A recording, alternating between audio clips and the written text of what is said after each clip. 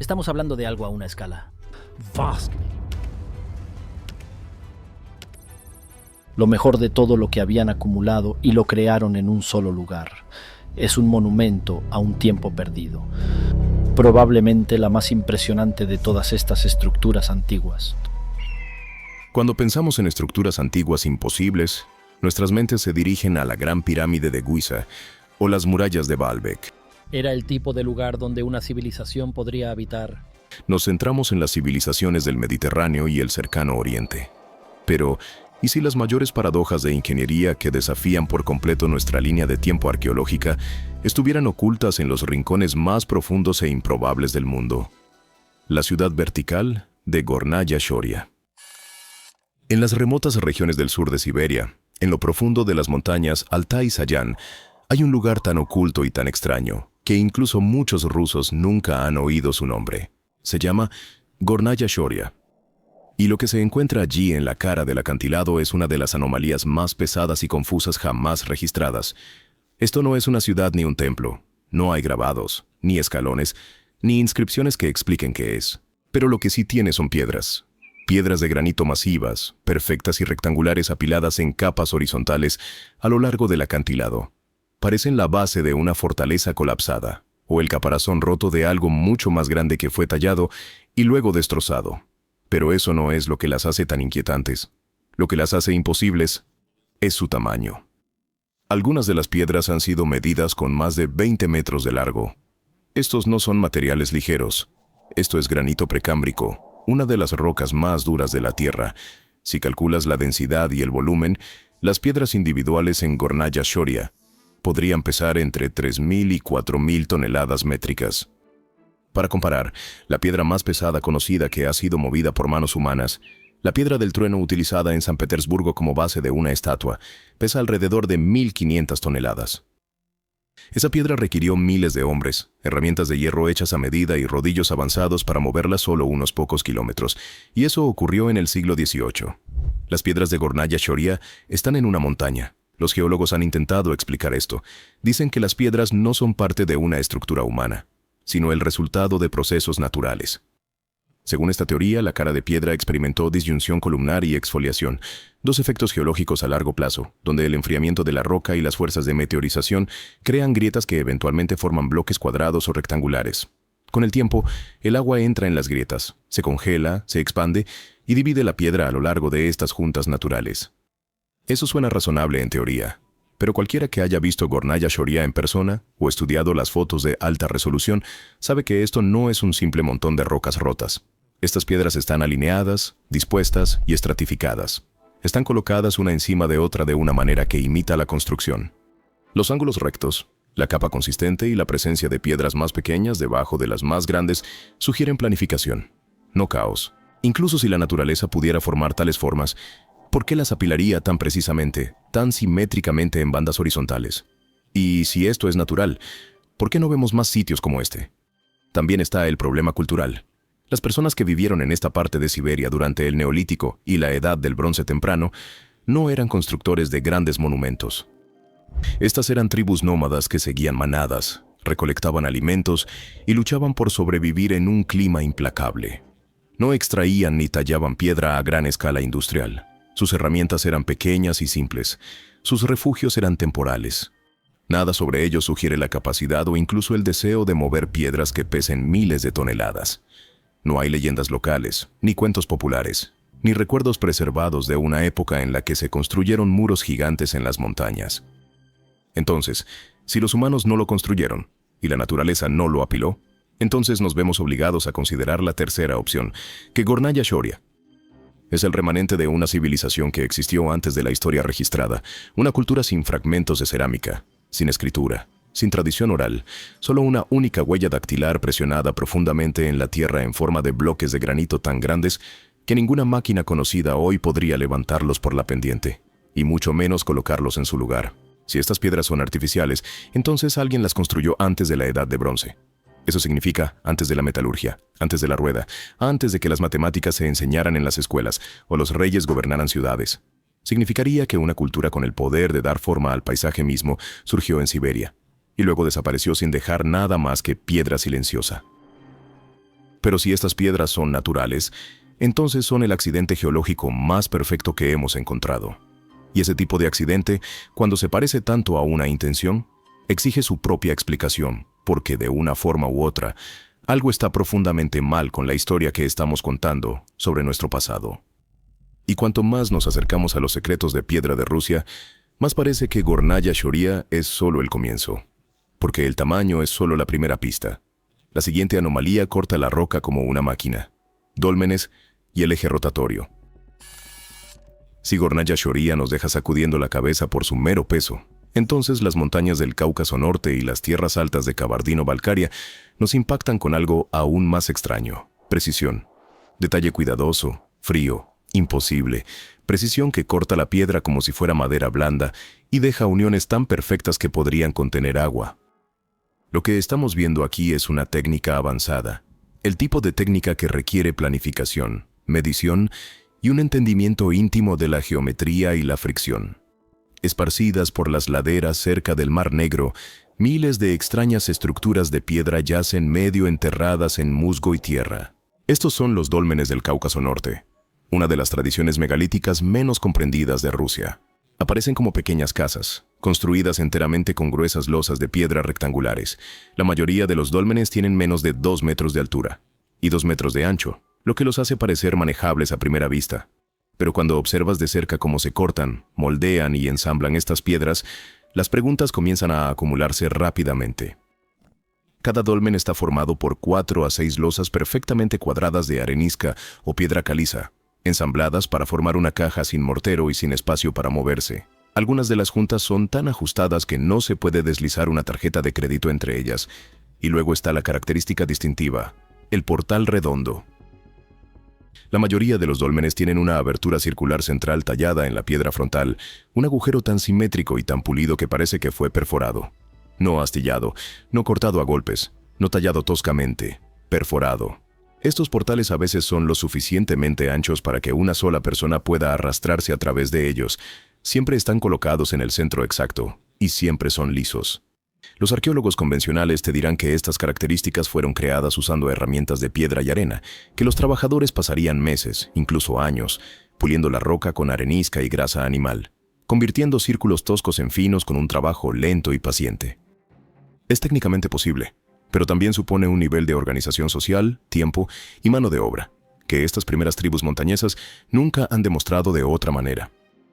No eran constructores de ciudades, no tenían un lenguaje escrito conocido, ni irrigación, ni ejércitos, ni burocracia. Sin embargo, de alguna manera, se suponía que tenían el tiempo y la capacidad para pasar años creando pequeñas cajas de piedra con uniones a nivel de milímetro. Nadie ha encontrado nunca un taller o una cantera, ni siquiera las herramientas que usaron. Si estos eran monumentos funerarios, ¿dónde están los cuerpos? En muchos casos, los dólmenes estaban vacíos. Si eran para entierro, ¿por qué usar puertas perfectamente circulares? ¿Por qué tantas? El misterio se profundiza cuando dejas la costa y te adentras en las montañas, en las escarpadas cordilleras de Kabardino-Balkaria. Allí encuentras algo que rompe los límites de todo lo que pensábamos que la Edad de Bronce podía hacer. No es un monumento, no es un dolmen, es un pozo. El sitio es conocido por los investigadores locales como Kara Hora. A primera vista, parece un simple agujero en la tierra. Pero cuando bajas con luces y equipo, te das cuenta rápidamente de que este no es un agujero ordinario. Es un cilindro, un pozo vertical perfecto, de 2 metros de ancho, que se sumerge docenas de metros en piedra caliza sólida. Y está cortado con tal precisión quirúrgica que muchos han cuestionado si fue perforado por máquinas. Las paredes interiores son lisas, casi pulidas. Algunas partes tienen surcos en espiral tenues, marcas que se parecen exactamente a las estrías dejadas por herramientas de corte rotativas. Estos surcos corren consistentemente a lo largo de la longitud del eje, formando una hélice que sugiere movimiento. Movimiento controlado, descendente y circular. Los geólogos fueron los primeros en intentar explicarlo. Propusieron que el pozo podría ser una formación kárstica, un colapso vertical formado cuando el agua subterránea erosiona la piedra caliza, haciendo que el techo se derrumbe hacia adentro. Pero eso no coincide con lo que vemos. Los pozos kársticos naturales son irregulares, asimétricos y caóticos. Una columna vertical que mantiene su forma durante docenas de metros sin signos de erosión o colapso. Para hacer un pozo como este con herramientas de la Edad de Bronce, no solo necesitarías herramientas duras, más duras que la piedra caliza. Necesitarías una plataforma estable. Necesitarías una forma de mantener la alineación vertical con el tiempo, equilibrar la fricción, medir el ángulo y la profundidad, y evitar que el pozo se colapse sobre sí mismo. Necesitarías una metalurgia que no existía. Necesitarías una ingeniería que se suponía que llegaría miles de años después. Aquí está lo que realmente se necesitaría. Necesitaría sistemas de descenso basados en cuerdas que pudieran manejar cargas verticales constantes y mantener a los trabajadores estables dentro de un espacio confinado con poco oxígeno. Necesitarías cabezales de perforación de grado acero o algún material compuesto desconocido que pudiera desgastar roca sólida sin derretirse o fracturarse. Necesitarías toneladas de lodo abrasivo, probablemente arena de cuarzo o corindón triturado para actuar como agente de corte, y un sistema completo de limpieza de agua para eliminar lodo y escombros sin inundar el pozo. Y lo más importante, necesitarías las matemáticas para alinear todo sin error una y otra vez. Esa tecnología no pertenece a la Edad de Bronce, ni siquiera pertenece a la temprana Edad de Hierro. Pertenece a la era industrial. Pero aquí está, enterrada en las montañas de Rusia, sin cables, sin poleas, sin planos dejados atrás. Algunos dicen que el pozo es un vestigio minero de siglos posteriores, un pozo de prueba olvidado por la historia. Pero los historiadores de la minería no están de acuerdo. No hay infraestructura circundante, no está cerca de ningún depósito mineral conocido. Y aunque lo estuviera, ¿por qué cavar un pozo recto hacia abajo durante docenas de metros sin ramificaciones ni terminarlo? Otros dicen que era una estructura ritual, que tenía un significado religioso. Pero esa es una explicación que damos cuando no sabemos la respuesta. La verdad es que estamos mirando evidencia de corte rotatorio, sin una cultura correspondiente que lo reclame. No podemos decir quién lo hizo. No podemos decir por qué. Pero podemos decir esto. Si alguien pudo perforar la piedra de la montaña con precisión quirúrgica hace más de 4000 años, entonces, ¿qué más podrían hacer que hemos pasado por alto? El círculo perfecto de Arcaim. Hay algunas estructuras en la historia que nos susurran desde el pasado. Arcaim no es una de ellas. En la amplia estepa abierta de los Urales del Sur, lejos de cualquier ciudad moderna, los arqueólogos descubrieron algo que no debería haber sido posible. Bajo las llanuras color trigo, había una ciudad. Un asentamiento de doble anillo tan preciso en su geometría y tan extraño en su diseño que incluso los investigadores más conservadores lo calificaron de impactante. Este es Arcaim, una ciudad que nunca se suponía que estuviera allí, y sin embargo, de alguna manera, lo estaba. Una ciudad que apareció de la nada, construida de una vez, habitada brevemente y luego borrada por el fuego. El sitio fue redescubierto en el año 1987. Había pasado desapercibido durante siglos, oculto bajo una capa superficial de tierra. Pero cuando la imagen de radar captó su forma, todo cambió. Este era un plano y era impecable. La ciudad consistía en 2 muros concéntricos, y dentro de esos muros había 35 edificios residenciales dispuestos en un anillo perfecto. Cada casa era idéntica en tamaño, ubicación y diseño. Entre los 2 círculos corría un camino curvado que permitía igual acceso a cada vivienda. Debajo de esa carretera había un sistema de drenaje, y debajo de las casas había conductos de ventilación. Esto fue un acto premeditado de diseño urbano. No hay evidencia de construcción caótica, modificaciones o ajustes con el tiempo.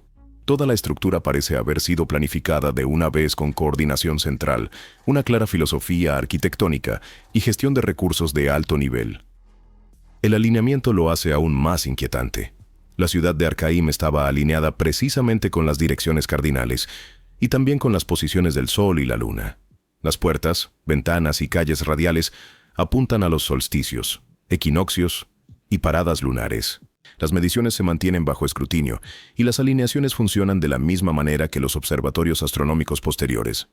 Algunos investigadores creen que Arcaim podría rastrear más de 18 eventos astronómicos diferentes, incluidos los ciclos solares y lunares. Si es cierto, convertiría a Arcaim en uno de los observatorios más avanzados del mundo antiguo, rivalizando con Stonehenge e incluso con estructuras precolombinas en América Central. Pero aquí está el problema central. Según todos los modelos históricos que tenemos, Arcaim fue construido por la cultura Sintashta, un grupo de la Edad de Bronce que vivió en la estepa entre 2100 y 1800 a.C. A los Sintashta se les atribuye el desarrollo de los primeros carros de 2 ruedas. Eran brillantes trabajadores del metal, capaces de forjar herramientas y armas de bronce fuertes, pero también eran nómadas.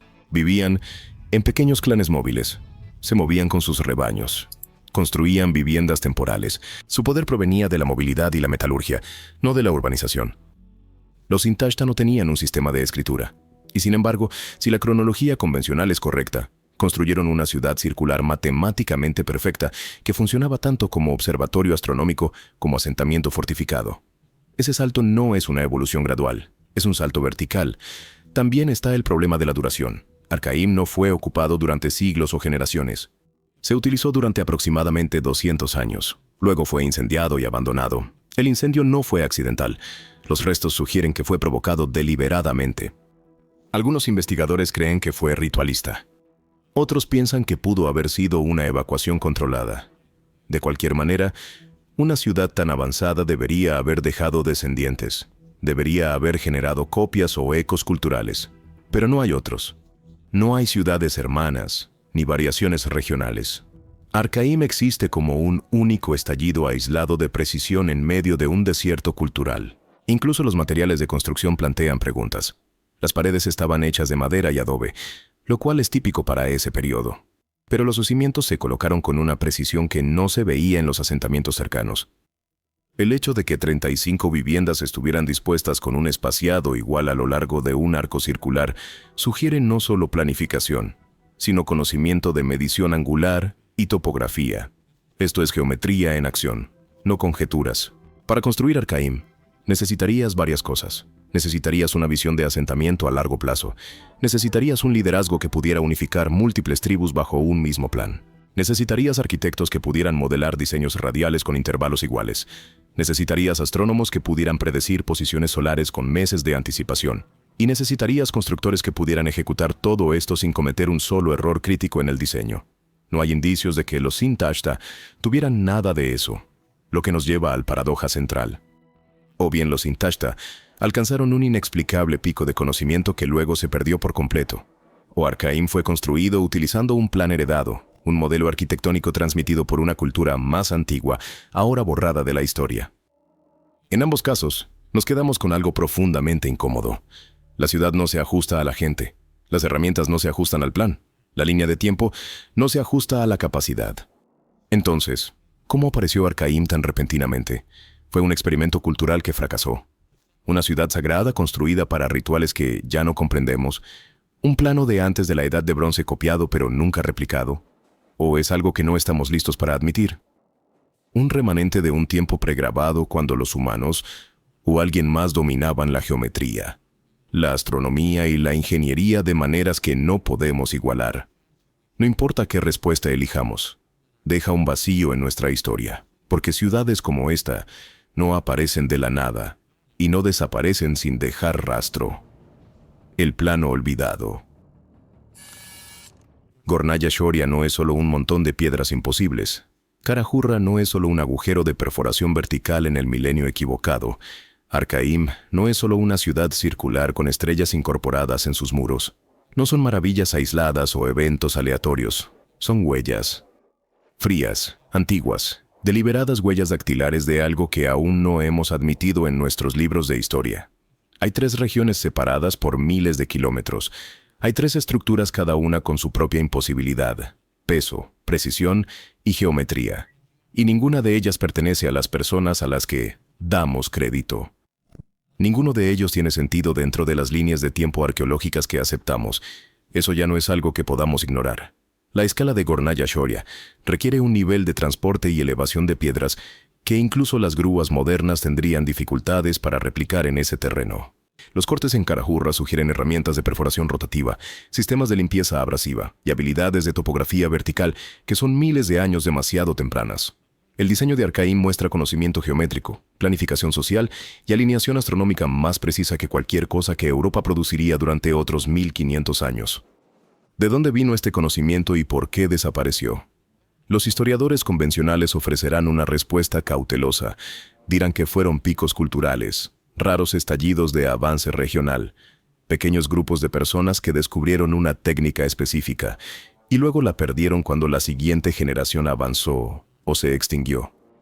Esa es su explicación, que el conocimiento apareció en burbujas sin conexión entre ellas y desapareció antes de que pudiera difundirse. Pero incluso, esa teoría tiene fallas porque nunca fue solo una técnica. Eran sistemas enteros a lo largo de siglos, sin señales de comercio, sin lenguaje escrito, sin evidencia de maestros compartidos o ancestros comunes. Eso deja solo dos opciones. O hubo una civilización maestra que existió antes de las que conocemos, una que transmitió un tipo muy específico de conocimiento arquitectónico. Posiblemente mucho antes de la Edad de Bronce, o había culturas aisladas dispersas a lo largo de vastas distancias que de alguna manera redescubrieron las mismas habilidades imposibles por accidente. Las usaron una o dos veces, y luego las olvidaron por completo. Ambas posibilidades reescriben la historia humana. Si fue una civilización maestra, tendría que ser anterior a todos nuestros registros. Habría existido antes de Sumeria, antes de Egipto, antes de las primeras ciudades de Mesopotamia. Y si esa civilización cayó, su memoria tendría que estar enterrada tan profundamente que solo las piedras sobrevivieron. Si no fue una civilización perdida, entonces estamos hablando de una inteligencia que apareció una y otra vez, y cada vez que aparecía, creaba una sola anomalía, y luego desaparecía de nuevo dejando atrás nada más que preguntas. Apenas hemos comenzado a estudiar estos lugares con las herramientas de la ciencia moderna. Apenas hemos empezado a escanear sus cimientos, medir sus campos magnéticos, verificar alineaciones no solo con las estrellas, sino también con los polos magnéticos y las anomalías subterráneas. Y ya hay indicios de que estas estructuras son más que piedra muerta. Hay investigadores que ahora se preguntan si Arkaim no era solo un observatorio, sino una cámara de resonancia, si los dólmenes tenían propiedades acústicas que no entendemos, si el pozo en Carajurra todavía se alinea con algo enterrado debajo de él. Esta es ahora una conversación sobre los límites de nuestro conocimiento, y cuanto más aprendemos, más parece que estas estructuras no fueron construidas para ser vistas, fueron construidas para durar y sobrevivir a sus creadores, porque cualquiera que fuera el mensaje que contenían, no era para las personas que vinieron después. Y si apenas ahora estamos alcanzando, tal vez nunca fuimos el público objetivo. Gracias por ver, nos vemos en el próximo.